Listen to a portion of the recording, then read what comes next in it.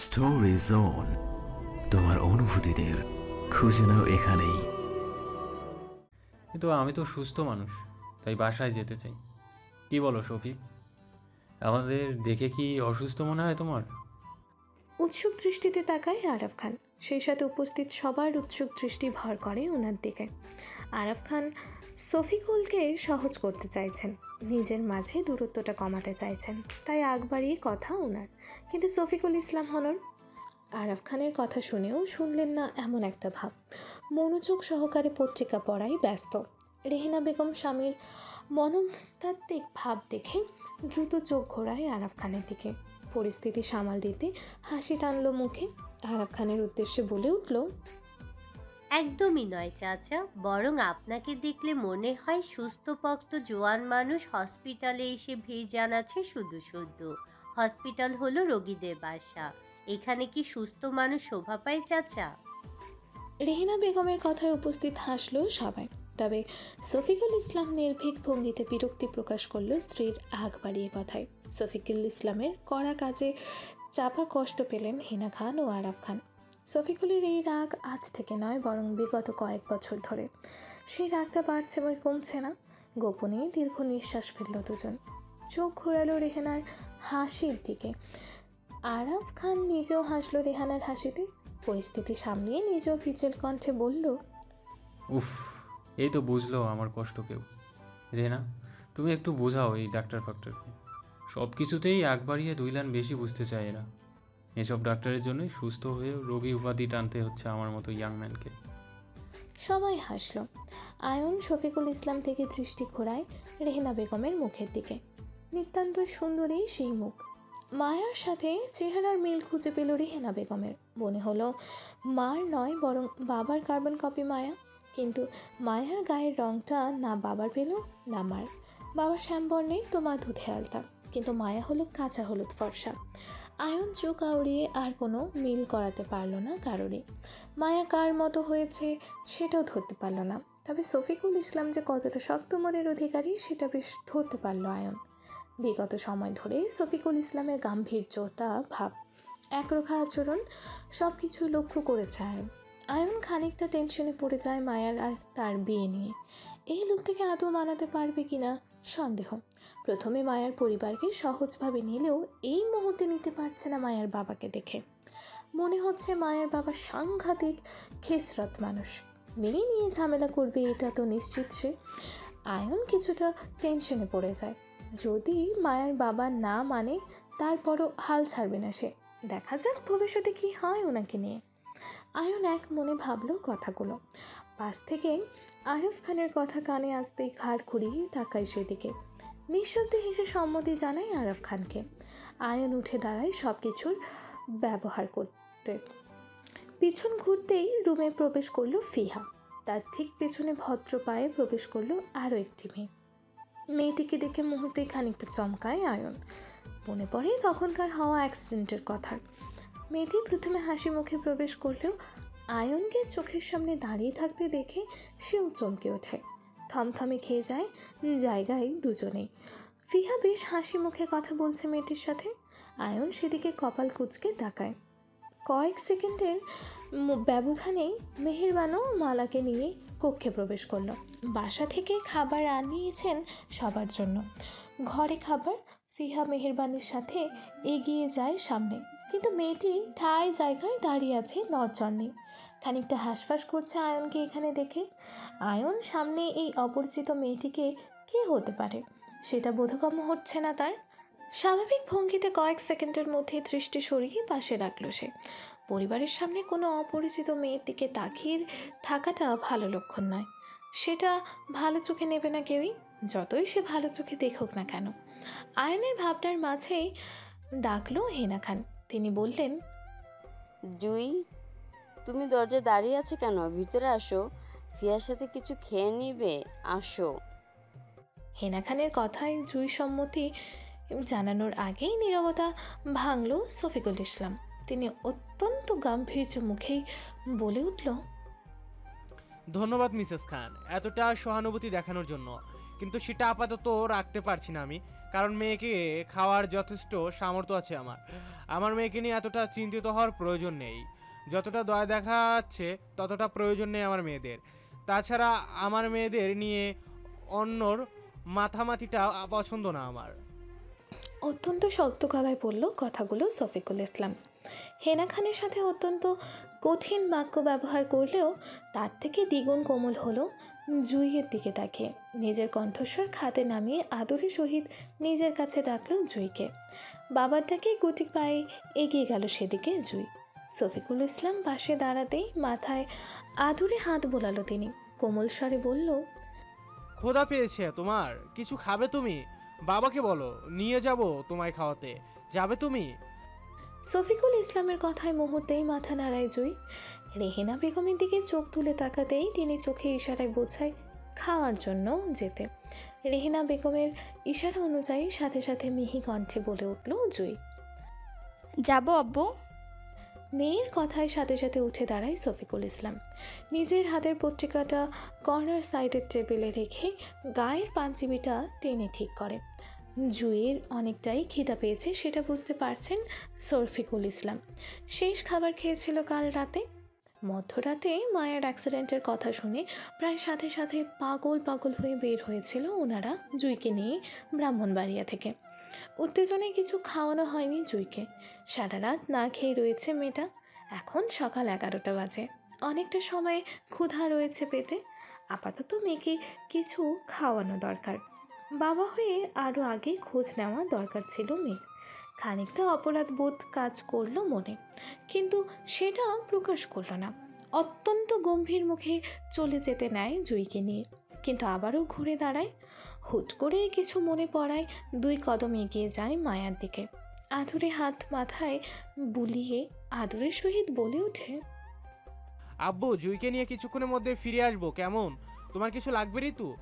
কি আনবো আব্বু তোমার জন্য?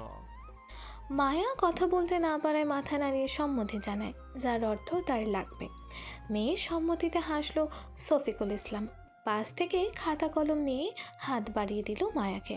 বলল, এটার মধ্যে লিখে ফেলো তো ছটফট তোমার কি কি লাগবে। আব্বু আসার সময় নিয়ে আসবে তোমার জন্য। মায়ের বুক থেকে উঠে বসে মায়া। খাতা কলম হাতে নিয়ে লেখাতে সেদিকে উকি দেয় জুই। মায়া কি লিখছে সেটা দেখার জন্য চেষ্টা করে। মায়া নিজের লেখাটা শেষ করে শফিকুল ইসলামের দিকে এগিয়ে দেয়। কাগজের টুকরোটা হাতে নিতেই মুখ ভর্তি হাসেন তিনি। মায়ের দিকে তাকিয়ে বলল, জুই যা খাবে তাই খাবে তুমি, অন্য কিছু খাবে না। জুইয়ের যতটা আইসক্রিম চিপ চাই তোমারও ততটা চাই, এর থেকে কম বেশি চাই না তোমার। মায়া মাথা নাড়িয়ে অসম্মতি জানায়, যার অর্থ না। শফিকুল ইসলাম প্রাণবন্তর হাসে মেয়ের কাণ্ডে। মায়া পাশে থাকলে সব সময় এমন আবদার করবে শফিকুল ইসলামের কাছে। শুধু মায়া নয়, জুইও কম চায় না। দুজনেই একই রকম। ওনার 2 কন্যাই চোখের মধ্যমণি, কলিজার টুকরা। ওনার কাছে সব সম্পর্ক একদিকে, 2 মেয়ের সাথে বাবা হিসাবে ওনার সম্পর্ক অন্যদিকে। মেয়েদের নিয়ে কারো সাথে কম্প্রোমাইজ করতে চায় না তিনি। যত্নবান মেয়েদের প্রতি। তাই অসময়ে মায়াকে খান পরিবারের কাছে দিয়ে দেওয়ার জন্য মোটেও প্রস্তুত ছিলেন না তিনি। বলতে গেলে ওনাকে ধর্মনীতির জালে ফাঁসিয়ে নিজের মেয়েকে জোরপূর্বক নিজেদের কাছে রেখেছেন খান পরিবারের সদস্যরা। সুযোগ সন্ধানে তিনিও বসে আছেন। সুযোগ পেলে তিনিও বুঝাবেন মেয়ে হারানোর কষ্ট। দীর্ঘ নিঃশ্বাস ফেলে শফিকুল ইসলাম আবারও মায়ার মাথায় হাত বুলিয়ে সম্মতি জানিয়ে চলে যান তিনি। শফিকুল ইসলাম বের হতেই এক লাফে এগিয়ে আসে জুই। চুপচাপ দাঁড়িয়ে থাকা মেয়েটার চোখে মুখে মুহূর্তেই ভাসে অগাধ চঞ্চলতা। হাত বাড়িয়ে চট করে গাল টানে মায়ার। চঞ্চল ভঙ্গিতে বলে ওঠে, তোর থেকে সবকিছু দুটো বেশি খাবো আমি। আব্বুর সাথে আমিই যাচ্ছি বাইরে, তুই না, তাই খাবার তালিকাটাও বেশি বেশি হবে আমার। গেলাম আমি, তুই বসে বসে আফসোস কর, যা। জুইয়ের কথায় ক্ষিপ্ত দৃষ্টিতে তাকায় মায়া, যার অর্থ খবরদার তুই আমার থেকে বেশি খাওয়ার চেষ্টা করবি না জুই, সমান সমান খাবি। মায়ার রাগান্বিত চোখে ঠোঁটে প্রসারিত করে হাসে জুই। পাশ থেকে রেহেনা বেগম দ্রুত তাড়া দিয়ে বলল, আচ্ছা যা, তুই বেশি খাস। এখন তোর আব্বু বাইরে অপেক্ষা করছে তোর জন্য। দ্রুত যা তুই, দেরি হলে আবার রাগ করবে, যা। রেহেনা বেগমের কথায় মুহূর্তেই মায়াকে জিভ দেখি ভেঙে দৌড়ায় শফিকুল ইসলামের পেছন পেছন। মায়া অসহায় ভঙ্গিতে তাকায় নিজের মায়ের দিকে। অসুস্থ না থাকলে নিশ্চিত মনে সেও যেত বাবার পেছন পেছন।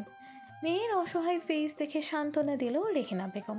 তিনি বললেন, তোর আব্বু বলেছে না জুই যা খাবে তাই আনবে তোর জন্য, তাহলে ব্যাস তাই আনবে তোর জন্য, একটুও কম বেশি করবে না দেখিস। এখন শুয়ে পড় তুই, আয় এদিকে।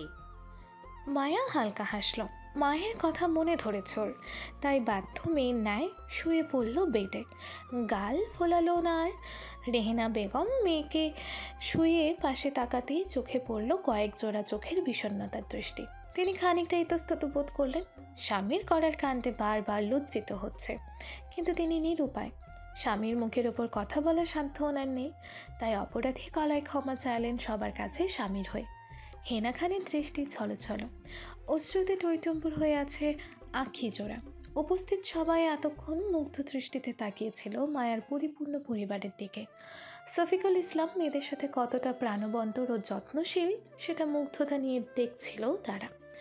হেনা খান বুঝতে পারে শফিকুল ইসলামের মনের ব্যথা। ওনাদের জন্য শফিকুল ইসলামের সাজানো সুন্দর পরিপূর্ণ সংসারটা অপূর্ণ হয়ে আছে, কিন্তু তারাও নিরুপায়। মায়াকে ছাড়া খান পরিবারটাও তো অপূর্ণ। মায়াকে ফিরিয়ে দিলে তারা স্বামী স্ত্রী থাকবে কি নিয়ে? তাই পরিস্থিতির দায়ে তারাও স্বার্থপর, দরকার হলে আরও হবে স্বার্থপর। তারপরও মায়াকে দেবে না শফিকুলের সাথে যেতে। শফিকুলও তো একা নেই, তারও তো আরও একটা মেয়ে আছে। তাদের ভালো থাকার কারণ এখন জুই। তাহলে তিনি কেন মায়াকে ফিরিয়ে দেবে তাদের কাছে? না, তিনি দেবেন না কিছুতে। মনকে শক্ত করে থাকায় সামনে আয়নের দিকে আহত দৃষ্টিতে, যার অর্থ, আয়ন পারবি তো মায়ার পরিবারকে রাজি করাতে? পারবি তো তুই আমার সোনামাকে আমার কাছে রাখতে? আয়ন হেনা খানের দৃষ্টি বুঝে চোখের ইশারায় আশ্বস্ত করে, যার অর্থ সে আছে। দুজনে চোখে চোখে কথায় বের হয়ে যায় আয়ন। মাথায় তার অন্য চিন্তা। অপরিচিত মেয়েটি মায়ের বোন এতটা নিশ্চিত সে, কিন্তু কখনো এই মেয়েটি সম্পর্কে অবগত ছিল না সে। কেউ বলেনি মায়ার সমবয়সী একটা বোন আছে। আচ্ছা, মেয়েটি কি মায়ের যমজ বোন? মায়ের কি টুইন বোন? দেখে তো সেটাই মনে হলো আয়নের। তার জন্যই হয়তো সকালের করা কাণ্ডে বুঝতে পারেনি কাকে জড়িয়ে ধরল সে। মেয়েটির শরীর থেকে মায়া মায়া গন্ধটাও পাচ্ছিল সে। পেছন থেকেও একদম মায়ার প্রতিচ্ছবি মনে হচ্ছিল তার। আয়ন দীর্ঘ নিঃশ্বাস ফেলে। সকালের কাজের জন্য অনুতপ্ত সে, কিন্তু ভেতরে টানা পড়ার জন্য তখন সরি বলার সুযোগ পায়নি। আর এখন মেয়েটির চেহারা দেখে মনে হচ্ছে মেয়েটিও আয়নকে ভয় পাচ্ছে। মেয়েটিকে সকালের করা কাজের জন্য সরি বলতে হবে, সব কিছু মিটমাট করতে হবে। কোনো কিছুই ইচ্ছাতে হয়নি, অনিচ্ছাকৃত পরিস্থিতি ছিল তখন। এখন সুযোগ পেলে সরি বলে দেবে মেয়েটিকে। যেহেতু সে মায়ার বোন, তাই নিজেদের মাঝে কোনো ভুল বোঝাবুঝি চায় না অয়ন। যদিও এর জন্য মায়া অয়নকে ভুল বুঝে তো। রাত 4:11। মায়ার হাত চেপে ধরে খানবাড়ির ড্রয়িং রুমের সোফায় বসায় হেনা খান। শরীরটা খানিকটা দুর্বল। আরাফ খানকে সোজা রুমে শিফট করা হয়েছে। শরীর দুর্বল হলেও দুজনেই চলাফেরা করতে পারছে খানিকটা। মায়ার মাথার চারপাশ ঘুরিয়ে ব্যান্ডেজ করা, শরীরের কোনো আঘাত নেই। আয়ন আরাফ খানের তদারকির জন্য সেখানটায় আছে। হেনা খান ছাড়া বাকি সবাই ওপরে আরাফ খানের রুমে। মায়ার পাশে অবাক ভঙ্গিতে বসে আছে জুই। দৃষ্টি ওর খান বাড়ির বিলাসপূর্ণতার গুঞ্জে গুঞ্জে। প্রভাব প্রতিপত্তি নিয়ে বানানো অহংকারী বাড়িটিকে দেখছে হতবাক হয়ে। জুই জানতো মায়ার শ্বশুরবাড়ি ধনী দোলালি, কিন্তু এতটা নামি দামি হবে জানা ছিল না। অবাকের শীর্ষস্থানে সে। তখন থেকে শুধু গোল গোল চোখে চারপাশটাই পর্যবেক্ষণ করে যাচ্ছে। মনোমুগ্ধকর এই খান বাড়ির প্রতিটা দৃশ্যপট। হেনা খান মায়াকে বসিয়ে পা বাড়ায় কিচেনের দিকে। জুই হেনা খানের যাওয়ার দিকে এক পলক তাকিয়ে থেকে নিজের অবগতায় প্রশ্ন করল মায়াকে। বলে উঠল, মহারানী, তোর শ্বশুরবাড়ি তো হেব্বি বড়লোক। আব্বু বলল বড়লোকরা নাকি অহংকারী টাইপের হয়। তোর শ্বশুরবাড়ির লোকগুলোও কি তাই? আমার কিন্তু তাই মনে হয়। মানুষগুলো দেখলে কেমন অহংকারী অহংকারী টাইপ লাগে। হ্যালো ডিয়ার লিসেনার্স, আপনারা শুনছেন স্টোরিজ অন প্রেজেন্স ধারাবাহিক পর্ব গল্প। আমাদের সামগ্রিক প্রচেষ্টাকে উৎসাহিত করতে লাইক অ্যান্ড কমেন্ট করতে ভুলবেন না। Thank you. জুঁইয়ের কথায় চোখ কুঁচকে তাকায় মায়া। খানবাড়ির কেউ অহংকারী নয়, সবাই প্রাণবন্তর মানুষ। খানবাড়িতে আসার পর থেকেই দেখে আসছে সবার অগাধ ভালোবাসা, কিন্তু জুঁইয়ের সেটা অবগত নয়। আজই প্রথম খানবাড়িতে পা রাখা জুঁইয়ের। খানবাড়ির মানুষগুলোকে ওপর উপর দিয়ে অহংকারী মনে হলেও ভেতর থেকে সবাই কোমল মনের মানুষ। দুদিন থাকলেও জুঁই বুঝে যাবে সেটা। মায়া নির্বাক, আপাতত মায়ার বাক শক্তি বন্ধ, কিন্তু শ্রবণ শক্তি তো ঠিকঠাক। জুঁই দুষ্টু হাসে। মায়াকে কথা বলতে না দেখে পুনরায় দুষ্টুমি ভাব টানলো মুখে, বলে উঠল, ও, আমি তো ভুলেই গেছিলাম, তুই তো এখন প্রতিবন্ধী, মুখে তো আপাতত তালা মারা। আচ্ছা, ব্যাপার না, তোর ভাগের কথাগুলো আমি সেরে নেব নয়। আমি তো আবার দয়ালু মানুষ না, প্রতিবন্ধী মানুষদের দেখলে একটু একটু দয়া মায়াও হয় বুঝি। কথাগুলো বলেই বেশ ভাব নিল মায়ার সাথে জুঁই। মায়ার কুচকানো চোখ দুটো মুহূর্তেই রাগের আভাস ফুটে উঠল। জুঁইয়ের কথা মোটেও পছন্দ হয়নি ওর। সে কোনো প্রতিবন্ধী নয়, তাহলে কেন তাকে বারবার জুঁই প্রতিবন্ধী বলে ব্যঙ্গাত্মক করবে? মায়া চোখ মুখ কুচকে রাগী দৃষ্টিতে জুঁইয়ের দিকে তাকাতেই ড্রয়িং রুমে প্রবেশ করলো কেউ। দুই বোনের দুষ্টু মিষ্টি কথাবার্তা কানে আসতে বেখেয়ালি চোখে চোখ পড়ে সেই দিকে। চলার পথ থামিয়ে স্থির হয় জায়গায়, পকেটে দুই হাত গজিয়ে কপাল কুঁচকে তাকায় সেদিকে। অবলোকন করে মায়াকে। মায়া রাগে হাত বাড়িয়ে সোফার কুশন ছুঁড়ে মারে জুঁইয়ের ওপর। জুঁই দক্ষ হাতে সেটা ক্যাচ করে গা ঘেঁষে বসলো মায়ার। হাসি থামিয়ে একটা ভ্রু উঁচু করে বলে উঠল, প্রতিবন্ধী হলেও গায়ে এত জোর? তোর জোর কি সব আমার উপরেই দেখাস, নাকি স্বামীর জন্য কিছু বরাদ্দ আছে? আচ্ছা, ভালো কথা, তোর স্বামীকে তো হসপিটালে দেখলাম না। অবশ্য না এসেই ভালো করেছে। আব্বু কিন্তু হেব্বি রেগে আছে জিজুর উপর। জিজুর সাথে তোর নাম শুনতেই পারে না। কয়দিন আগেই আব্বুকে বলতে শুনলাম তুই নাকি 18 বছর হলেই তোর স্বামীকে ছেড়ে ব্রাহ্মণ বাড়িতে চলে আসবি একবারে। কথাটা কি সত্যি মায়ু? আব্বুর ভয়তে কাউকে জিজ্ঞাসা করতেও পারিনি বাড়িতে। এখন তুই বল, সত্যি কোনটা? জুঁইয়ের পরপর কথায় মাথা আওড়ায় মায়া। ক্ষিপ্ত দৃষ্টি থেকে মুহূর্তে কপাল কুঁচকে আসে সেই দৃষ্টে। জুঁইয়ের এইসব কথা কোনো কিছুই অবগত নয় মায়ার, তাই কী উত্তর করবে তাও জানা নেই। কিন্তু অন্তত এতটা জানে, আর যাই হোক না কেন মায়া হৃদের সাথে কখনোই থাকবে না, থাকার কথাও না। তাদের বিয়েটা বাতিল হয়ে গেছে অনেক আগেই। সেই সুবাদে হৃদ ভাইয়া আর তার স্বামী নয়, আর মায়াও কারো স্ত্রী নয়। কিন্তু মায়ার পরিবার সেই সত্যটা সম্পর্কে অবগত নয়। হেনা খান বলেছে সময় হলে তিনি জানাবেন। আপাতত এখন মায়া কাউকে কিছু না জানাতে। মায়াও কথা রেখেছে, জানায়নি কাউকে। কিন্তু জুঁইয়ের কথার উত্তরটা বোধগম্য নয়। জুঁইয়ের দৃষ্টি থেকে নিজের দৃষ্টি সরিয়ে পাশে রাখতেই বেখেয়ালি চোখ পড়ল দরজার সামনে। মুহূর্তেই চমকে উঠল মায়া। হৃদের দৃষ্টি স্বচ্ছ, কপাল কুচকানো ভঙ্গিতে তাকিয়ে আছে দুজনার দিকে। মায়া তাকানোতে সাথে সাথে চোখাচোখি হয় দুজনার। মায়া মুহূর্তেই ভয়ে একটা হাত চেপে ধরে জুঁইয়ের। ভয়ে উত্তেজনার সাথে সাথে হেলিয়ে পড়ে জুঁইয়ের পেছনে, মুখ লুকায় সাথে সাথে। মায়ার হুটহাট কাণ্ডে নির্বোধ হয় জুঁই। হঠাৎ করে কি হলো বুঝতে না পেরে নির্বোধ ভঙ্গিতে তাকায় সামনে, সাথে সাথে চোখ পড়ল হৃদকে। জুঁইয়ের দৃষ্টি বদল হলো, হাঁ হাঁ করে তাকায় হৃদের মুখশ্রীতে। তার ঠিক পাশে আগমন ঘটল হেনা খানের। হৃদকে দরজার সাথে দাঁড়িয়ে থাকতে দেখল। তিনি হাসি মুখে কিছু বলবে তার আগেই চোখে পড়ল জুঁইয়ের অবাক করার দৃষ্টি। মায়া ঝুঁকে তাকায়, চোখে বলল না মায়াকে ওনার। তিনি জুঁইয়ের দৃষ্টি অনুসরণ করে সাথে সাথেই তাকায় সামনে। হৃদ স্বাভাবিক ভঙ্গিতে তাকিয়ে আছে সেদিকে। হেনা খান চমকে ওঠে দুজনের দৃষ্টি বদলের বিষয়টিতে। তিনি মনে মনে আওড়ালো, হৃদ কি এতটা সময় নিয়ে জুঁইকে দেখছে? তার মানে হৃদের কি জুঁইকে মনে ধরেছে? তিনি চমকান। অবশেষে হৃদ কাউকে পছন্দ করলো, এটাই অনেক। তাছাড়া দুজনের দৃষ্টি বলছে কতটা গভীরভাবে দেখছে একে অপরকে। হেনা খান তীক্ষ্ণ সন্দেহ দৃষ্টি নিয়ে এগোতেই হৃদ সেদিকে আরও কয়েক সেকেন্ড কপাল কুঁচকে তাকিয়ে নিঃশব্দে চলে যেতে চায় রুমে। পেছন ডাকলো হেনা খান। তিনি বলে উঠলেন, শোনা বাবা, তোর কি কিছু লাগবে? কফি পাঠাবো রুমে? পিছন ঘুরল না হৃদ, চলে যেতে থাকলো নিজের রুমে। কিন্তু কানে আসলো এক ঝাঁক রাগ মিশ্রিত গলা হৃদের। অকারণে রাগ প্রকাশ করে অন্তত গম্ভীর কণ্ঠে বলল হৃদ। কিছু লাগবে না, আবার কিছুই খাবো না আমি। হৃদের হঠাৎ রাগের কারণটা বুঝল না তিনি। তীক্ষ্ণ দৃষ্টিতে নিক্ষেপ করলো হৃদের যাওয়ার দিকে। অবুঝতায় এসে বসলো জুঁইয়ের পাশে। এবার জুঁইকে তীক্ষ্ণ দৃষ্টিতে লক্ষ্য করলো তিনি। মেয়েটি অত্যন্ত সুন্দরী একটা মেয়ে, নজরে পড়ার মতন।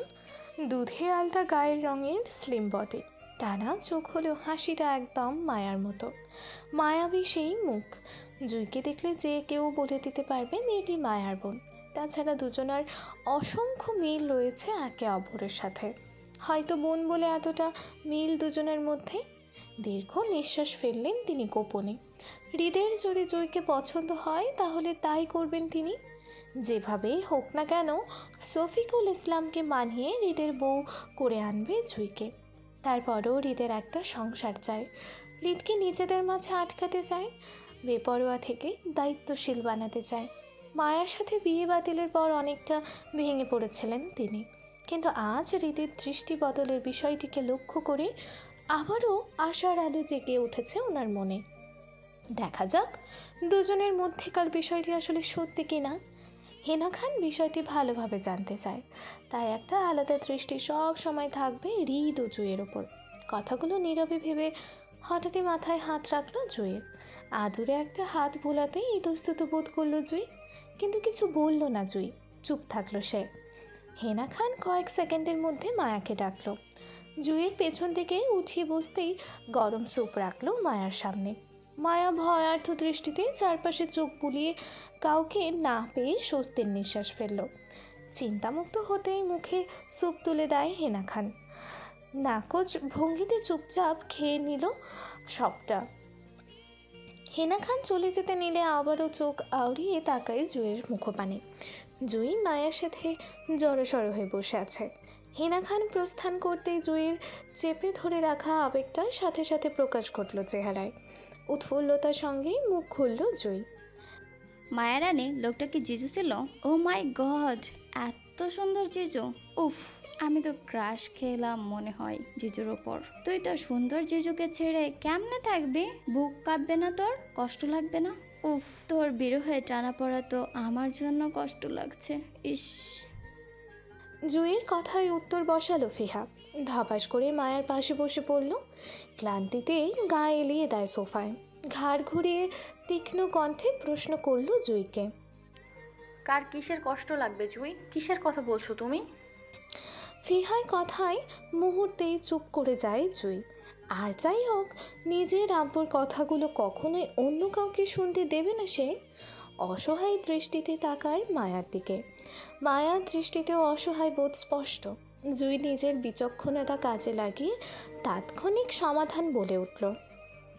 তেমন কিছু না আপু, মায়ের সাথে একটু মজা করছিলাম। ও কথা বলতে পারছে না বলেই আমি দুষ্টুমি করছিলাম একটু আর কি। ও তাই বলো, আমি মনে করলাম কিসের বিরহে টানাপোড়ার কথা শুনলাম। আচ্ছা যাই হোক, মনের ভুল হবে হয়তো, কিন্তু তোমাকে যে আঙ্কেল ঢাকায় রেখে যাবে সেটা অকল্পনীয় ছিল আমার। যা খেসারত করেছে আঙ্কেল তোমাকে নিয়ে, কিছুতেই তোমাকে রেখে যেতে নারাজ।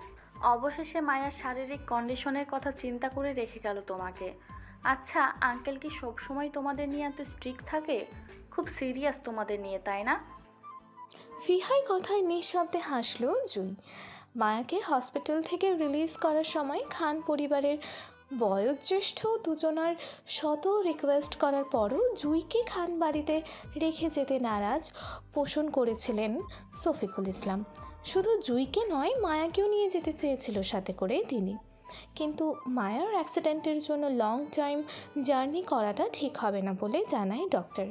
তিনি বাধ্য হন মায়াকে রেখে যেতে। তবে কথা রইল মায়া কিছুটা সুস্থ হলে নিজের কাছে নিয়ে যাবেন তাকে। 2-3 দিনের ব্যাপার, কিন্তু শফিকুল ইসলাম কিছুতেই খানবাড়িতে যাবে না, আর না নিজের স্ত্রী সন্তানকে পা রাখতে দেবে খানবাড়ির চৌকাঠে। সিদ্ধান্ত নিল হসপিটাল থেকে সোজা ব্রাহ্মণবাড়িয়াতে ফিরে যাবেন তিনি। কিন্তু বিপত্তি ঘটে মায়াকে নিয়ে। সে কিছুতেই জুঁইকে ছাড়া খানবাড়িতে যাবে না। জুঁইকে নিজের সাথে রাখতে চায় বাকি 2-3টা দিন। সে সুস্থ হলে দুজন একসঙ্গে ফিরতে চায় ব্রাহ্মণবাড়িয়াতে। কারণ মায়ার চিন্তা, সে বিগত 2 মাস ধরে প্ল্যানিং করেও নিজের বাড়ি ফিরতে পারছে না, আটকা পড়ছে বারবার খানবাড়িতে।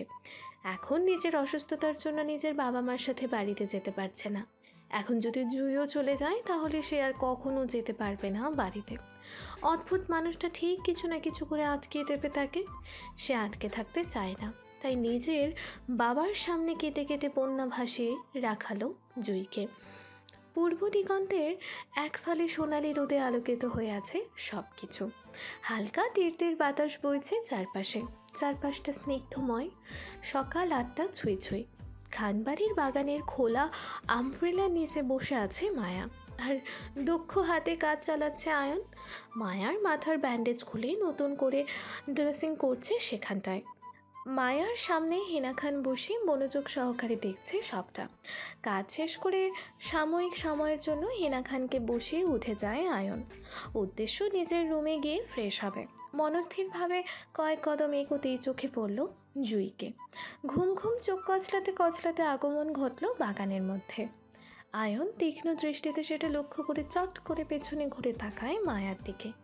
সূক্ষ্ম চোখে মায়াকে লক্ষ্য করে সাথে সাথে তাকায় জুঁইয়ের দিকে। দুজনের অসংখ্য মিল লক্ষ্য করে সে।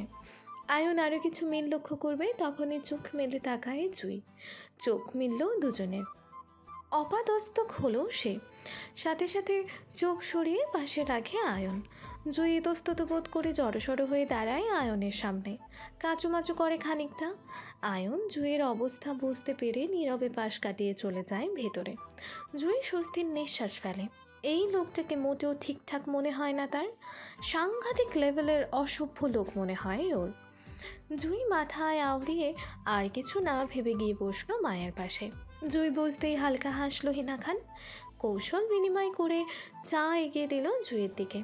সৌজন্য বজায় রেখে হাসি মুখে চা তুলল হাতে। চা কাপে চুমুক বসাতেই ডাক পড়ল হিনা খানের। তলব পড়েছে আরব খান হতে। দুজনকে বসিয়ে রেখে হিনা খান সামনের দিকে এগোতেই চোখে পড়ল হৃদকে। হৃদ বাগানের কাছের বাংলোতে দাঁড়িয়ে ফোনে কথা বলছে গম্ভীর মুখে। দৃষ্টি তার সামনের 2 কন্যাতে স্থির। হিনা খান থমকে গিয়ে সন্দেহপূর্ণ গাঢ় দৃষ্টি ফেললেন সেদিকে।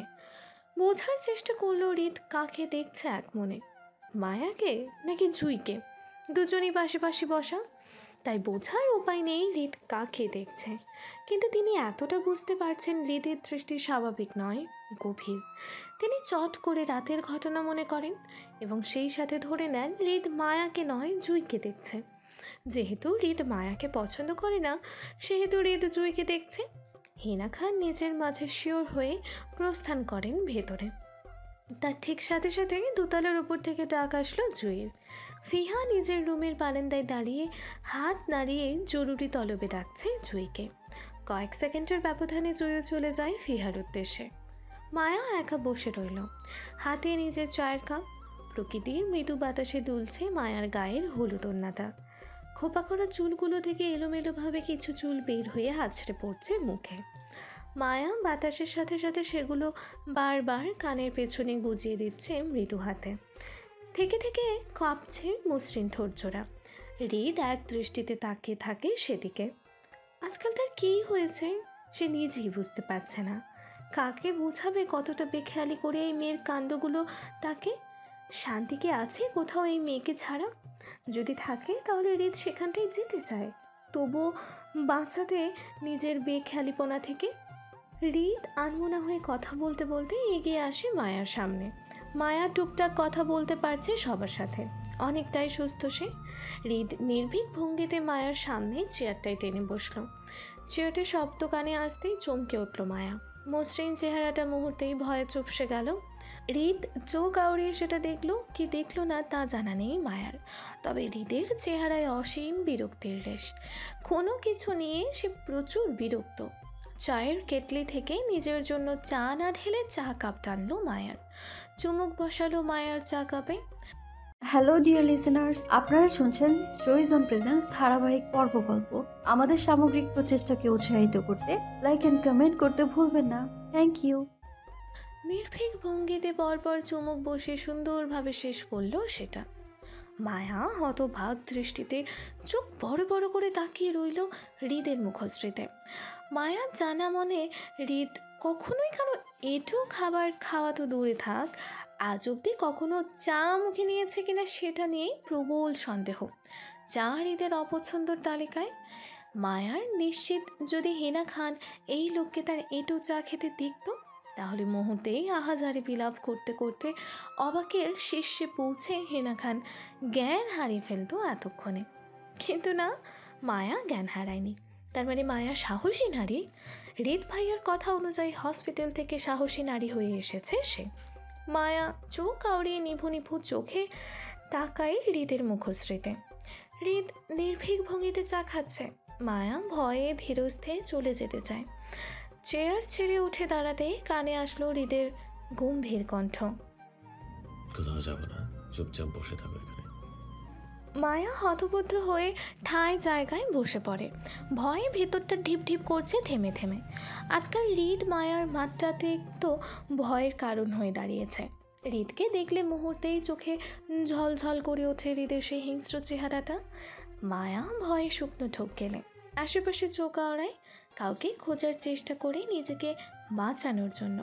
কিন্তু আফসোস, আশেপাশে বডিগার্ড ছাড়া বাড়ির লোক কাউকেই দেখতে পারল না মায়া।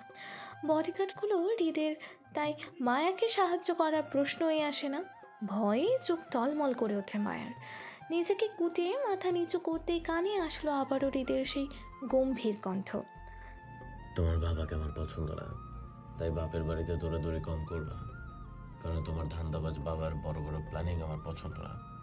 উনি শ্বশুরের মতো থাকবে, তা না করে তিনি কেন বড় বড় প্ল্যানিং করবে? বউ ছাড়ার প্ল্যানিং, সে শ্বশুরের মেয়েকেও আমার পছন্দ না। ওনার মেয়ে আমার মানসিক অশান্তির কারণ।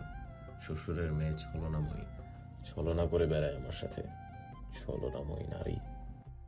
কথাগুলো বলেই থামে হৃদ। বিরক্তির রেশ টেনে চোখ তুলে তাকায় মায়ার মুখপানে। চোখ মিলল দুজনার। মায়ার হতবাক কনফিউজড দৃষ্টি। মায়ার ভাবভঙ্গি দেখে বুঝলো মায়া হৃদের কথা বিন্দুমাত্র বোঝেনি সে। এতে করে সে আরও বিরক্ত হয়। মনে মনে আওড়ায় সামান্য বিষয়টি বুঝলো না এই নারী। অথচ কি বলবে, এই ছলনাময়ী নারী আজকাল বড় বড় প্ল্যানিং করে বেড়ায় ধান্দাবাজ বাবার সাথে মিলে। তাকে ছেড়ে দেওয়ার প্ল্যানিং। সে কি ধরে রেখেছে এই ঠকবাজ মহিলাকে, নাকি সে কাউকে বলে বেড়াচ্ছে এই ধান্দাবাজ মহিলা তাকে ঠকাচ্ছে? কই, সে তো কাউকে কিচ্ছু বলছে না।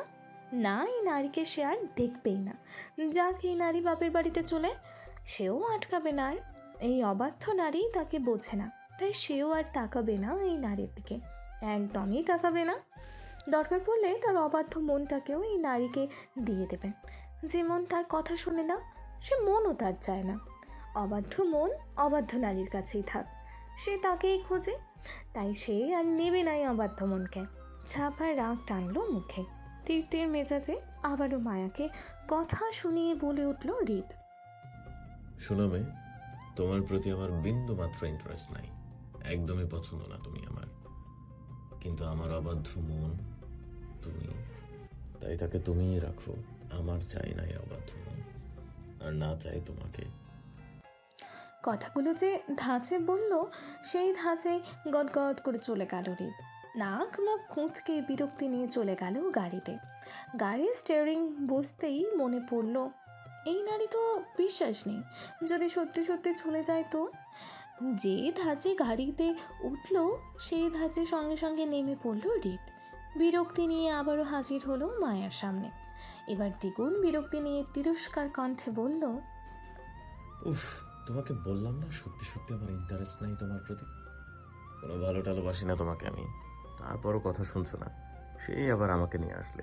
শুনো মেয়ে, তুমি আমার 1 নম্বরে অপছন্দের তালিকায় আছো। তাই তোমাকেও দেখবো না আমি আর। কিন্তু সমস্যা একটাই, শুধু তোমাকে ছাড়া আমি নিঃশ্বাসটা নিতে পারি না, তাই ফিরে আসি বারবার। আমার সুস্থ নিঃশ্বাসের প্রয়োজন, তাই তোমার বাপের বাড়ির যাওয়া ক্যান্সেল। আমার কথার অবাধ্য হলে মাথার উপর তুলে আছাড় মারবো, মনে রেখো। কথাগুলো বলে আর এক মুহূর্ত দাঁড়ায়নি হৃদ। বিরক্তির সহিত প্রস্থান করে নিজের গন্তব্যের উদ্দেশ্যে। আজকাল সব কিছুর ওপর হুটহাট বিরক্ত হয়ে পড়ছে সে। কোনো কিছুতে শান্তি পাচ্ছে না, অকারণেই রাগটাও বেশি হয় সব কিছুতে। এতে করে সব দোষ তার এই বাতিল বউয়ের। বাতিল বউ হয়ে শান্তি দিচ্ছে না তাকে, সব সময় অশান্তির মধ্যে রাখে। এই নারীর জন্যই আজকাল অস্থিরতার টানা পড়ে থাকে তার মধ্যে। এই অবাধ্য নারীর জন্য তার মন তার কথা শোনে না। আজকাল বড্ড বেহায়া হয়ে গেছে তার মন, বেয়াদব মন, বেহায়া মন। খালি অবাধ্য হয়ে বউ বউ করে সারাক্ষণ। এতে সে প্রচুর ডিস্টার্ব, অগণিত ডিস্টার্ব ফিল করে সে। তার মন তার কথা শুনবে, তা না করে সে কেন সারাক্ষণ বউ বউ করবে? সে কি বোঝে না হৃদের কেন বউটাও চায় না? হৃদের কিচ্ছু চায় না। এই নারী ছলনাময়ী নারী, এই নারী যে ধীরে ধীরে তার মনকে দখল করে নিচ্ছে, সেটা কি তার বেহায়ার মন বুঝে? না, বুঝে না। কেন বুঝে না? কেন বুঝতে চায় না তার মন? তার এই অবাধ্য মনের কারণ একমাত্র তার ওই ছলনাময়ী বউ। সব দোষ তার বউয়ের, বেয়াদব বউ। মায়া হতভম্ব হয়ে বসে থাকে জায়গায়। হৃদের কোনো কথায় মাথায় ঢুকলো না। সে তো কখনো বলেনি এই লোকটা তাকে পছন্দ করুক। তাহলে সে নিজেও তো হৃদকে পছন্দ করে না, একদমই করে না। কিন্তু হৃদের লাস্ট কথাগুলোতে ঠোঁট উল্টিয়ে কান্না করে বসে সে। ভীষণ বাজে লোকটা তাকে বাপের বাড়িতে যেতে নিষেধ করেছে, তার মানে দুনিয়া উল্টে গেলেও সে যেতে পারবে না। সেই খারাপ লোকটার অবাধ্য হবে না কখনোই, কখনোই হবে না। সে তো খারাপ হৃদ ভাইয়ার বাধ্য নারী, তাহলে সে কেন অবাধ্য হবে? না, মায়া অবাধ্য হবে না। কিন্তু আবারও নিজের বাড়িতে যেতে পারবে না ভেবেই কান্নায় জর্জরিত সে। আহত হয় তার বক্ষস্থল। ঢাকা থেকে কিছু দূরে অবস্থান করা পুরাতন গোডাউন। সেখান থেকে গলা ফাটা চিৎকারের প্রতিধ্বনি দেয়ালে ঘেঁষে ঝংকার তুলছে সেই শব্দ। নিঃসঙ্গ মানব চেয়ারে হাত পা বাঁধা অবস্থায় ঝুঁকে আছে। চারপাশ থেকে কালো পোশাকের দৈত্য মানবগুলো ঘিরে দাঁড়ানো টান টান হয়ে নির্দয় হাতে বেদম পেটাচ্ছে নিঃসঙ্গ মানবটিকে। শরীরের জায়গায় জায়গায় করাঘাতের চিহ্ন। খানিকটা নিস্তেজ হয়ে গেছে বয়স্ক লোকটির শরীর। একটা সময় চিৎকার থামে, সেই সাথে থামে দৈত্য মানবের করাঘাত। গম গম পায়ে আওয়াজ তুলে প্রবেশ করলো কেউ। কালো পোশাকধারী মানবের মধ্যে থেকে কেউ একজন দ্রুত হাতে একটা চেয়ার এগিয়ে দেয়। সূক্ষ্ম চোখে আঘাতপ্রাপ্ত ব্যক্তিটিকে দেখেই টান টান হয়ে বসে পড়ে সেই চেয়ারে। নিজের সুচালো দৃষ্টি মেলে পর্যবেক্ষণ করে চারপাশ। ব্যক্তিটি ঘাড় বাঁকা করে খানিকটা পাশে তাকিয়ে তীক্ষ্ণ কণ্ঠে বলে ওঠে পাশের জনকে, আফজাল সাহেবের খাতির যত্নের ত্রুটি রাখিসনি তো আসিফ? পাশ থেকে দ্রুত গলায় জবাব দেয় আসিফ। না ভাই, ঠিকঠাক খাতির যত্নই করলাম এতক্ষণ, লাগলে আরও করুন, আপনি একটু দেখে নেন। হৃদ ঘাড় ঘুরিয়ে তাকায় বিধ্বস্ত আফজালের দিকে। রক্তের ছোপ ছোপ হয়ে আছে শরীরময়, ছিন্ন বিচ্ছিন্ন নাজেহাল অবস্থা। মাথা কপাল ফেটে অঝোর রক্তপাত, গায়ে অফিসের গেট আপ। বয়স্ক শরীরটা নেতিয়ে আছে চেয়ারের ওপর। হৃদের উপস্থিতি শরীরের কাটা দিচ্ছে আফজালের। নিজের অবস্থান বুঝতে বেগতিতে হচ্ছে না তার। নিজের রক্তাক্ত জখম দৃষ্টি মেলে তাকানোর চেষ্টা করে হৃদের দিকে। হৃদ চোখ বুলিয়ে পরখ করে নিল আফজাল সাহেবকে। খানিকটা বিরক্তি প্রকাশ করলো নিজের কণ্ঠে। দৃঢ় গলায় বিরক্তি নিয়ে বলল আসিফকে, তুই কি আজকাল প্রেম টেম করিস নাকি আসিফ? হৃদের কথায় থমথমে খেয়ে যায় আসিফ। চুরি ধরা পড়ে যাওয়ার মতো চেহারা বানিয়ে তাকায় হৃদের দিকে। কাঁচুমাচু করে বিনয় সুরে বলল, আস্তাগফিরুল্লাহ ভাই, আমি এখনো সিঙ্গেল। হৃদ বিরক্তি চোখে তাকায় আসিফের হাঁসফাঁস করা চেহারায়। ভনিতা না করে একরোখা গলায় বলে উঠল, তোর কাজ কাম আজকাল আমার পছন্দ হচ্ছে না আসিফ। মনোযোগ নাই কোনো কিছুতে তোর। কই আফজাল সাহেবকে ভালো করে খাতির যত্ন করবি, তা না করে আমার জন্য রেখে দিলি তুই। হাঁসফাঁস চোখে তাকায় আফজাল সাহেবের দিকে আসিফ। বিধ্বস্ত অবস্থা তার, আর কিছুটা আঘাত করলে মৃত্যুটা নিশ্চিত। তাকে যে ছেড়ে দেওয়া হবে এমনটা নয়, মেরে ফেলা হবে নিশ্চিত। কিন্তু আফজালের সাথে শেষ কথাবার্তা আছে হৃদের, তাই বাঁচিয়ে রাখা এতক্ষণ পর্যন্ত। কিন্তু আসিফের বোধগম্য হলো না আফজালকে একেবারে মেরে ফেলার বিষয়টি। তবে কি হৃদ ভাইয়ের কোনো শেষ কথা টথা ছিল না আফজালের সাথে? আসিফ কি ভুল শুনল তবে তখন? অপরাধের চোখ আওড়ায় হৃদের মুখশ্রীতে, মিনমিন গলায় বলল, সরি ভাই, ভুল হয়ে গেছে। হৃদ বিরক্তি চোখ ঘোরায় আফজালের ওপর। হৃদের কথায় আতঙ্কে উঠে তিনি, গলা ফাটা চিৎকার করে ওঠে ছটফট করে বাঁচার জন্য। হৃদ বিরক্তিতে তিক্ততা ছেড়ে ধমক দিয়ে বলে উঠল আফজালকে, আচ্ছা, তোর মঞ্চ পেয়েছিস যে চিৎকার করে ভাষণ দিচ্ছিস? আমাকে কি তোর জনতা মনে হয় নাকি? হ্যাঁ, চুপচাপ বস। থেমে যায় চিৎকার, বন্ধ হয় ছটফট, শীত দ্বারা বয়ে যায় ভয় নামক পদার্থ। গা কেঁপে ওঠে আফজালের, নিভু নিভু ভয়ার্থ চোখে তাকায় হৃদের মুখশ্রীতে। অত্যন্ত নির্দয় সে মুখখানা হৃদের। তিনি কাঁপা কাঁপা স্বরে অস্পষ্ট বাণীতে আওড়ালো, প্লিজ মিস্টার খান, আমাকে ছেড়ে দিন। বাহ, এই তো লাইনে আসছিস। দেখ, তোরে দিয়ে আমার কোনো কাম নাই, কিন্তু তুই বিগত কয়েক মাস ধরে আমার কাজের ব্যাঘাত ঘটাচ্ছিস। ওয়ার্নিং দিছিলাম, শুনলি না। উল্টো আমার নাম ভাঙিয়ে নেতাগিরি করস, জনসম্মুখে প্রকাশ করস তুই ভালো মানুষ। এটাও আমার সমস্যা না। তুই ভালো সাজ বা খারাপ সাজ সেটা তোর ব্যক্তিগত ইস্যু, কিন্তু সমস্যা হচ্ছে তুই আমার নামের ট্যাগ ব্যবহার করে আমার পেছনে কুকীর্তি করস। নেতা হয়ে নারী পাচারের ব্যবসা করস, আবার আমার নাম রাখস শীর্ষে। তুই নাকি আমার লোক। এখন বল, এটা মেনে নেওয়া যায়? হৃদের ভয়ে আড়ষ্ট হয়ে আছে আফজাল। শুকনো ঢোক গেলে বার কয়েক। হৃদ খান অত্যন্ত ভয়ানক গ্যাংস্টার মানুষ, নির্দয় প্রকৃতির মানুষ। পছন্দের বাহিরে কিছুই করে না সে। মিথ্যা, ছলনা কোনোটি পছন্দ নয় এই মানুষটির, কিন্তু সে দুটোই করেছে হৃদ খানের সাথে। তাছাড়া উপায়ও ছিল না তার হাতে। ক্ষমতাধর মানুষ হৃদ খান, তার নামের দাপটে মানুষের কাঁপাকাঁপি ঘাম ধরধর করে। দেশের বড় থেকে বড় বড় ক্ষমতাধর মানুষও হৃদ খানের নামে ভয় করে, আর সেই হৃদ খানের এই নামটি ব্যবহার করেছিল এতদিন। নিজের অবস্থান শক্ত করতে জোর গলায় সবাইকে বলতো সে হৃদ খানের লোক। এতে করে নারী পাচারের ব্যবসাটাও সফল হয়েছে বেশ।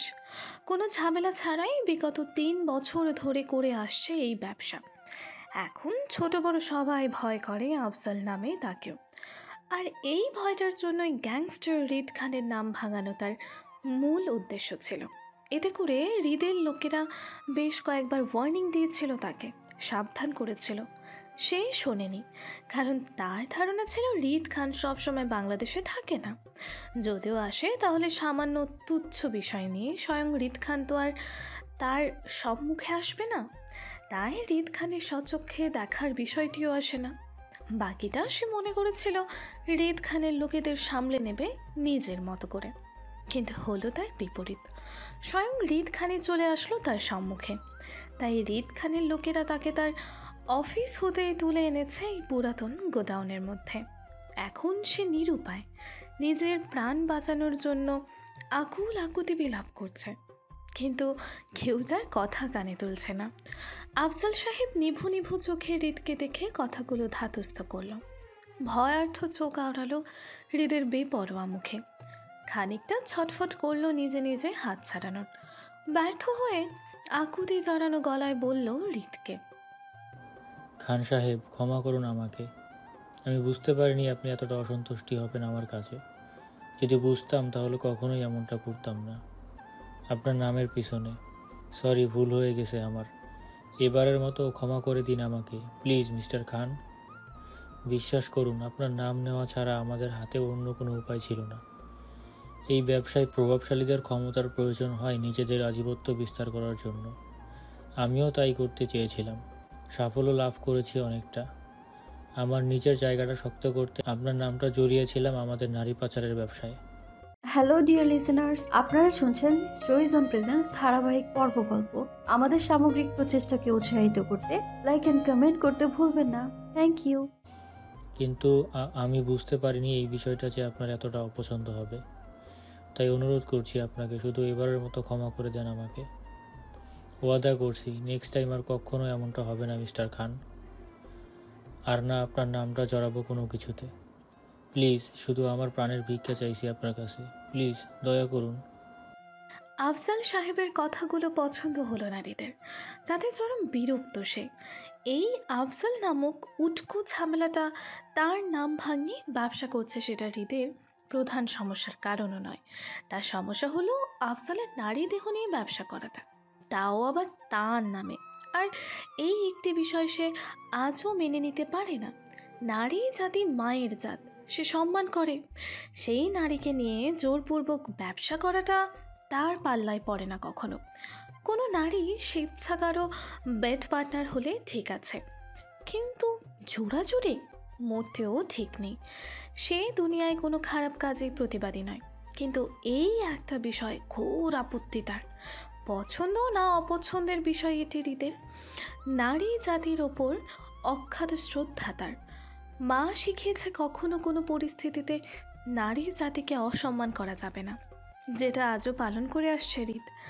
এতটা নির্দয় হয়েও আজ পর্যন্ত অদ্ভুতভাবে নারীদের অসম্মান করতে পারেনি সে। তাই সর্বদা নারী জাতিকে সম্মানের চোখে দেখে এসেছে বরাবরই। কিন্তু আফজাল সমাজের আদর্শ নেতা হয়ে সেই সমাজে কলঙ্কিত করছে প্রতিনিয়ত। ছোট ছোট কিশোরী মেয়েদের স্কুল কলেজ ভার্সিটির গেট থেকে তুলে এনে জোরপূর্বক নারী দেহের ব্যবসা করাচ্ছে তাদের দিয়ে। টাকা ইনকাম করছে অবুঝ নাবালিকা মেয়েদের দিয়ে। ভিন্ন দেশে পাচার করছে এই মেয়েদের। তাই সে এই বিষয়টি নিজে দেখবে। দেখ, আমি গ্যাংস্টার মানুষ, দুনিয়ার শীর্ষ খারাপ কাজগুলো করাই আমার নীতি। আমি করিও। আমার বিবেক বুদ্ধি কিচ্ছু বাধা দেয় না, আর না আবেগীয় হই। ছোট থেকেই পাওয়ারের প্রতি প্রচন্ড লোভ ছিল আমার। চাইতাম গোটা দুনিয়া আমার হাতের মুঠোয় থাকবে। সেই লোভে একটার পর একটা পদক্ষেপ নেই আমার। খুন খারাপি, হাঙ্গামা, শোরগোল, গুন্ডাবাজি সব করেছি। ধীরে ধীরে নিজের নামের ভয়ে আধিপত্য বিস্তার করেছি মানুষের মনে। পাওয়ার আসতে শুরু করলো, ক্ষমতা বাড়লো, নিজেকে দুর্দান্ত মাফিয়াতে রূপান্তর করতে যাওয়ার পাওয়ার নিয়ে লিখতে শুরু করলাম। একটা সময় থেকে শুরু হয় মানুষের মনের মধ্যে ভয় আমাকে ঘিরে। নিম্নবর্গের থেকে উচ্চাভিলাষী মানুষজন যখন আমার সামনে দাঁড়িয়ে থরথর করে কাঁপে, তখন পৈশাসিক আনন্দ পায় নিজের মনে। কিন্তু এত কিছুর পরও আমি কোনো একটা জায়গায় এসে আটকে যাই, সেটা হলো নারী। নারী জাতিটা আমার কিন্তু বেশ পছন্দের না, অপছন্দেরই। প্যারাময় মনে হয় আর কি। কিন্তু তাই বলে আমি কখনো সেই নারী জাতির অসম্মান করিনি। সবসময় মন থেকে একটা সম্মান আসে নারী জাতির উপর। আর সেটার কারণ হলো আমার মা, তারপর দাদি। তারা আমাকে ছোট থেকে শিক্ষা দিয়ে এসেছে যে নারীরা হলো মায়ের জাত, আর মায়ের জাতিদের অসম্মান করতে নাই, বরং সম্মান দিতে হয়। এই একটা কথাই আমি কখনো অবজ্ঞা করতে পারিনি। না চাইতেও নারীদের উপর শ্রদ্ধাবোধ চলে আসে আমার। গভীর শ্রদ্ধা যাকে বলে।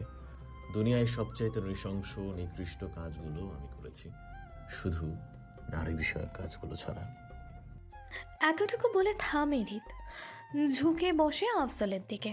উরুতে নিজের দুহাত ভর রেখে হালকা ঝুঁকে তীক্ষ্ণ দৃষ্টিতে তাকায় আফজালের ভয়ার্থ মুখশ্রীতে।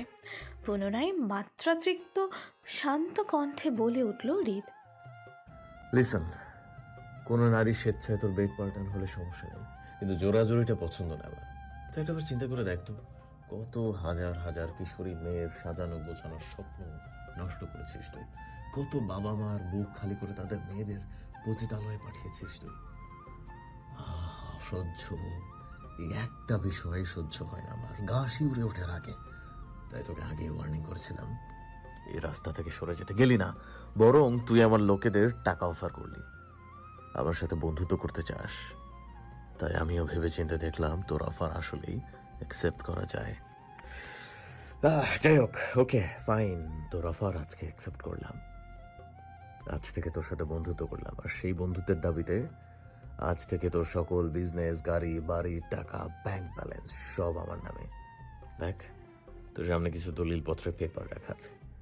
এখন তুই সেখানটায় সহজ সরল হাতে সাইন করে দিবি এবং বাধ্য ছেলের মতো মরে যাবি আমার ছেলেদের হাতে। নয়তো বেশি করলে টর্চারও বেশি হবে তোর সাথে, রেহাই পাবি না। তোর আঙুল কেটে টিপসই নিবে আমার ছেলেরা।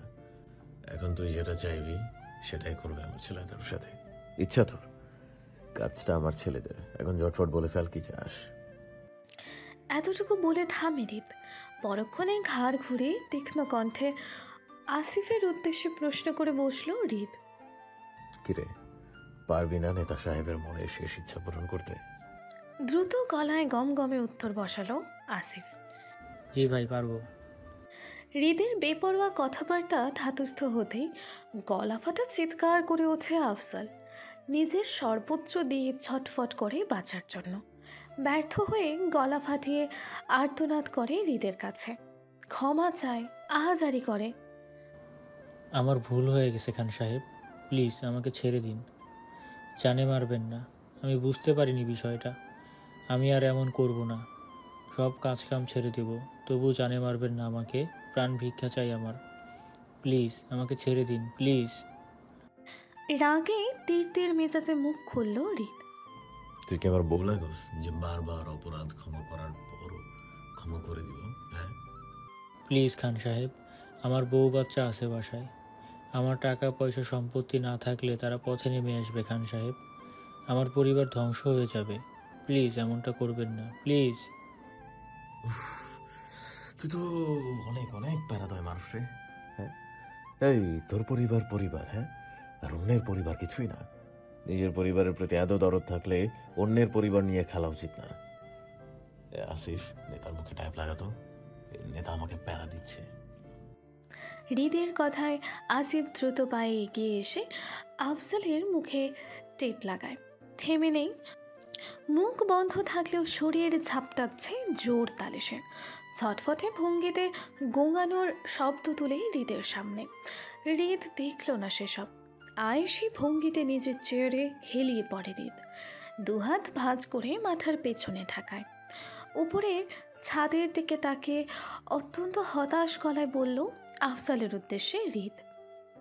জানিস, একটা বউ আমারও আছে তোর মতো করে, বাচ্চা নাই, সংসারও নেই আমার। কারণ বাতিল বউ হয় সে আমার, সাংঘাতিক বাড়াবাড়ি রকমের মেয়েটা। তোর মতোই কথা শুনে না সে আমার, কিন্তু তারপর ওর শাস্তি দিতে পারি না তোর মতো করে। আটকে যায় মেয়েটার মিষ্টি চেহারার দিকে তাকালে। আমি ভাই গ্যাংস্টার মানুষ, প্রেম ভালোবাসা বিয়ে কোনোটাই যায় না গ্যাংস্টার জীবনের সাথে আমার। কিন্তু মেয়েটাকে বুঝিয়ে পারি না, আমার সবটা জোরে বিচরণ তার, অবাধ্য মনে কারণ সে। আজকাল মনে হচ্ছে আমার গ্যাংস্টার চরিত্রে কলঙ্ক দাগ পড়ে যাচ্ছে। আমাদের গ্যাংস্টার জীবনে দুর্বলতা রাখতে নেই, তাই মেয়েটাকে এড়িয়ে চলতে হবে আমার। কথাগুলো বলেই ঠিক হয়ে বসে হৃদ। আফজালের ভয়ার্থ দৃষ্টিতে নিজের দৃষ্টি স্থির করে। অত্যন্ত চিন্তিত গলায় আবারও পরপর প্রশ্ন করে বলে ওঠে হৃদ। আচ্ছা, আমার কি সাংঘাতিক মেয়েটাকে এড়িয়ে চলতে হবে, ইগনোর করতে হবে তাকে দেখা থেকে? আমার কি আবারও ফিরে যাওয়া উচিত নিজ গন্তব্যে? এই মেয়ের মায়া থেকে বাঁচতে কি আবারও ছাড়তে হবে আমাকে বাংলাদেশ? পার্কিং লট থেকে নিজের চাবি আঙুলের প্যাচে ঘোরাতে ঘোরাতে খান বাড়িতে ফিরল আয়ন। হাতের কিছু কাজে চাপিয়ে মাত্রই ফিরল সে। কাল বাদ পরশু ফিরবে লন্ডনে, তাই বিগত 2 দিন সে খান বাড়িতে থাকার সিদ্ধান্ত নেয়। সকালে মায়ার মাথায় ব্যান্ডেজ, ড্রেসিং করে ফ্রেশ হয়ে তারপর বের হয়েছিল নিজের কাজের উদ্দেশ্যে। সকল কাজ শেষ করতে করতে বিকাল 5টা বেজে যায়। এখন পড়ন্ত বিকাল। আয়ন পার্কিং লটের রাস্তা ধরে এগোই বাসার ভেতরে যাওয়ার জন্য। কিছুটা পথ এগোতেই চোখে পড়ল মায়াকে। বাগানের এক প্রান্তে দাঁড়িয়ে নিচের দিকে ঝুঁকে কিছু একটা করার চেষ্টা করছে। আয়ন মায়াকে দেখেই মুহূর্তেই দারুণ হাসি নিজের মাঝে। বাসার ভেতর না গিয়ে সোজা রাস্তা ধরে মায়ার উদ্দেশ্যে। কিছুটা পথ এগোতেই চোখে পড়ল মায়া কাঁচা হাতে প্রজাপতি ধরার চেষ্টা করছে বাগানের মধ্যে। আয়ন নিঃশব্দে হেসে ওঠে মায়ার বাচ্চামো দেখে। কয়েক কদম এগিয়ে যেতে আবারও বুঝতে পারে মায়া অসময়ে গোসল করেছে। আয়ন চমকে উঠে দ্রুত নিজের হাতের ঘড়িতে দেখে নেয় 5:17 বাজে। চট করে চোখ তুলে তাকায় মায়ার পিঠোদ্দয়ের দিকে। ভেজা চুলের পানি ধারা মায়ার পিঠ ভিজিয়ে গায়ের কাপড়টা লেপ্টে আছে মায়ার কোমরে পিঠে। আয়ন তীক্ষ্ণ দৃষ্টিতে তাকায় সেদিকে। মায়ার শরীর অসুস্থ। এই অসময়ে গোসল করাটা মায়ার মোটেও ঠিক হয়নি, বরং ক্ষতিকর। পুনরায় অসুস্থ হয়ে পড়বে। তাছাড়া কাটা আঘাতে পানির স্পর্শে তাজা হবে সেটা। আয়ন চিন্তিত ভঙ্গিতে তাকায় সেদিকে। মেয়েটা পাগলামি করতে করতে নিজের ক্ষতি করে বসলো শেষে। টেনশনের সহিত আয়ন আর কিছুই লক্ষ্য করতে পারল না মেয়েটি। টেনশনের উত্তেজনায় দ্রুত পায়ে এগিয়ে গেল সেদিকটায়। তপ্ত মেজাজে মেয়েটির হাতের কবজি টেনে ধরে নিজের সাথে মেশায়। আকস্মিক ঘটনায় মেয়েটি হুমড়ি খেয়ে পড়ল আয়নের বুকে। চোখ তুলে তাকানোর আগে আয়ন কোমর চেপে ধরে মেয়েটির। আপাত মস্তক হয়ে মেয়েটি ছটফট করতেই মুখ খুলল আয়ন। শাসিত কণ্ঠে বলল,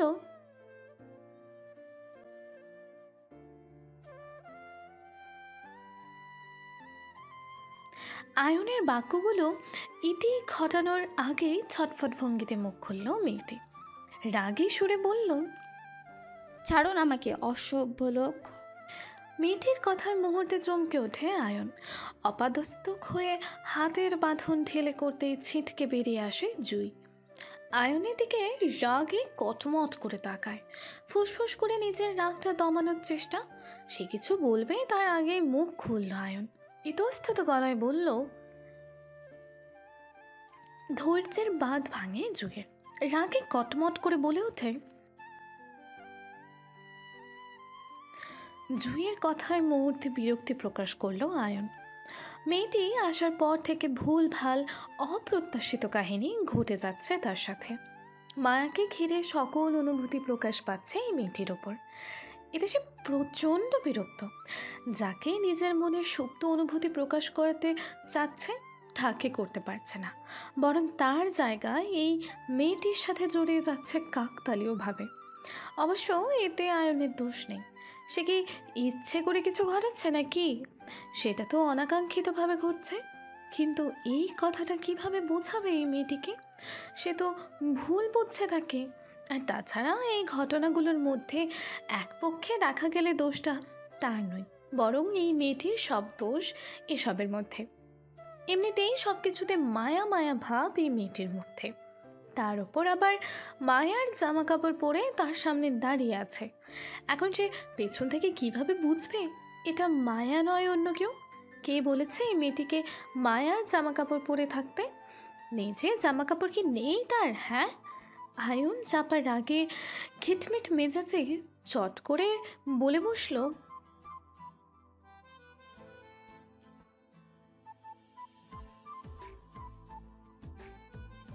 আয়নের হঠাৎ কটাক্ষ করা কথায় অপদস্থ হয় জয়। মায়াকে হসপিটালে দেখতে এসে নিজের জন্য জামা কাপড় সাথে করে আনেনি সে। উত্তেজনায় নিজের জামা কাপড় আনতে ভুলে গেছে জয়। তাছাড়া হসপিটালের থেকে নিজের মা বাবার সাথে ব্রাহ্মণবাড়িয়াতে ফিরে যাওয়ার কথা ছিল ওর, কিন্তু মায়ার জোড়াজোড়িতে থাকতে হয় ওকে। কিন্তু এখন নিজের কাপড় না থাকায় বাধ্য হয়ে মায়ার জামা কাপড় পরে সে। তাছাড়া দু বোন তারা সবসময় একে অন্যের জামা কাপড় পরে বেড়ায়। এটা নিয়ে কখনো ঝামেলা বা বিভ্রান্ত হয়নি নিজেদের মাঝে। মায়াও নিজের বাড়িতে গেলে জামা কাপড় নিয়ে যায় না, উল্টো জুঁয়ের কাপড়ই পরে থাকে সবসময়। জুঁয়ের তিক্ত রাগে মেজাজ বিগড়ে। তাদের দুই বোনের মধ্যে কখনো জামা কাপড় নিয়ে সমস্যা হয় না, তাহলে এই অসভ্য লোকটার কী সমস্যা? হ্যাঁ, তাকে কেন এই অসভ্য লোকটা কাপড়ের খোঁটা দিচ্ছে? ফাউল লোক একটা। আপনি শুধু অসভ্য ডক্টর নয়, অসভ্য মানুষও বটে। আমার বাদ চললে আপনাকে উগান্ডার টিকিট ধরিয়ে বাংলাদেশ থেকে বিতাড়িত করে দিতাম এই মুহূর্তে। আপনি সহ্য জাতি নয়, অসহ্য জাতি। তাই অসহ্য সমাজেই বসবাস করার দরকার আপনার। মুহূর্তেই রাগে নিজের দুই হাত মুষ্টিবদ্ধ করে নেয় আয়ন। জীবনে কখনো তাকে এমনভাবে অসভ্য বলে উপাধি দেয়নি কেউ, আর না কেউ খারাপ ব্যবহার করেছে। কিন্তু এই মেয়েটা কথায় কথায় তাকে অসভ্য বলে পরিচয় দিচ্ছে। সে কি অসভ্য?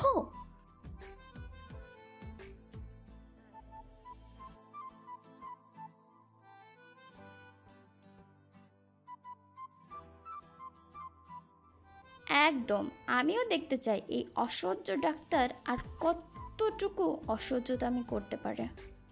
হ্যালো ডিয়ার লিসেনার্স, আপনারা শুনছেন স্টোরিজ অন প্রেজেন্স ধারাবাহিক পর্ব গল্প। আমাদের সামগ্রিক প্রচেষ্টাকে উৎসাহিত করতে লাইক অ্যান্ড কমেন্ট করতে ভুলবেন না। Thank you.